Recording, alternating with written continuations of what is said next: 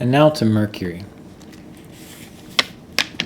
So the Mahadasha of Mercury. Parashara states, now I'm going to describe the effects of the Dasha of Mercury, who is called Kumar, in his teens, amongst all of the planets. So he's an adolescent. If Mercury be in his sign of exaltation, in his own sign, in a friendly sign, or in the 11th, 5th, or 9th, there will be during his Dasha acquisition of wealth, gain of reputation, improvement in knowledge, benevolence of government, auspicious functions, happiness from wife and children, good health, availability of sweetish preparations, profits in business, etc. If Mercury be aspected by a benefic, be in the 9th or be lord of the 10th, the aforesaid beneficial results will be experienced in full, and there will be great felicity all around. So again, very similar explanations here. We can focus on the idea of acquisition of wealth, improvement of knowledge, happiness from family, profits in business, all Mercury-related things. And we see that it occurs if Mercury is in good dignity, if Mercury is in the 11th, one of the best Upachaya houses or growing houses, and also a house of gains, titles and awards, and the 5th and 9th, the best trines. 1, 5, and 9 are the trines. And if Mercury is aspected by benefics, that makes him work even better. We have to remember that Mercury acts like the planets that he's with or closest to. So when he's with benefics, he acts more benefic. So under the aspects of benefics, he acts benefic. Now Parashara states about the negative aspects of Mercury. If Mercury be associated with a malefic, there will be during his dasha punishment by the government, enemy relations with kinsmen, journeys to a foreign country. And we can tell this has come up before, where, according to Parashara, journeys to foreign countries are not good things, and that might be because during his time, the difficulty involved in traveling to foreign countries. Dependence on others and possibility of urinary troubles. If Mercury is in the 6th, the 8th, or the 12th, there will be loss of wealth due to indulgence in vice activities, possibilities of suffering from rheumatism and jaundice, danger of thefts and malevolence of the government, loss of land and cattle.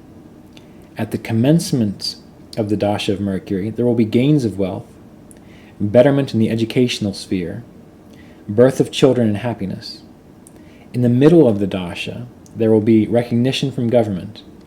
And in the last part of the Dasha, this will be distressful. Remember, this is true so much as it's supported within your birth chart. So if your birth chart shows displeasure from the government by any particular planetary combination, it doesn't just have to be Mercury. Although if it's due to Mercury, that makes it even stronger. When you go into a Mercury Dasha, if Mercury is not well situated, you can expect those difficulties to arise. So all these things that we've listed, you can go back and take notes and write these down if you don't have a copy of Brihat Parashara Hora Shastra.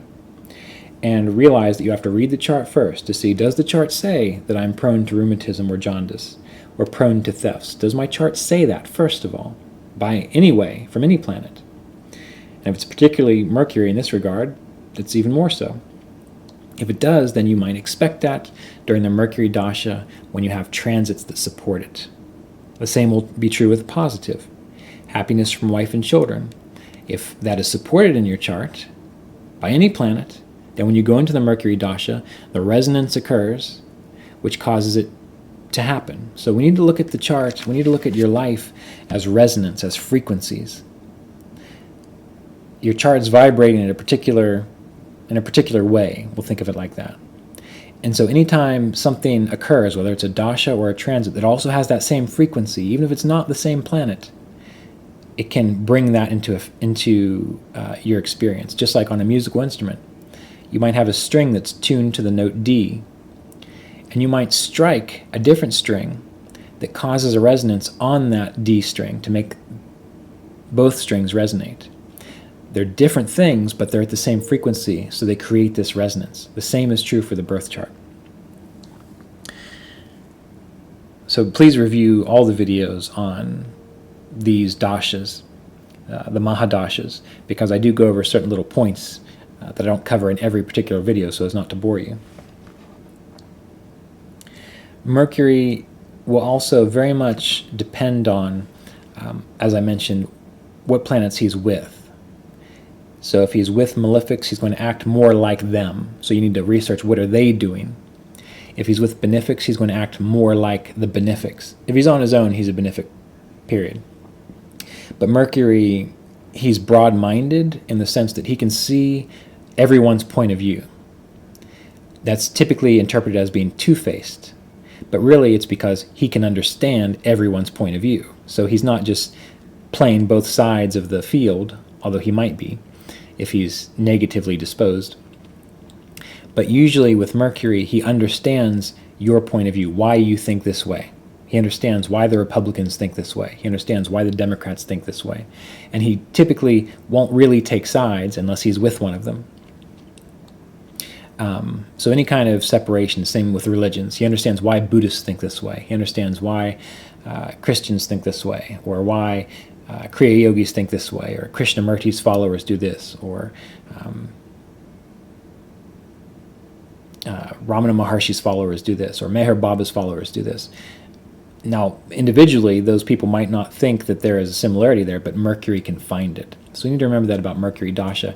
It can give this kind of broad-mindedness that can make others think that you are two-faced or wishy-washy, when really you're just gaining a deeper sense of understanding the points of view of where everyone else is coming from. Okay, so next up we'll consider the Dasha of Ketu.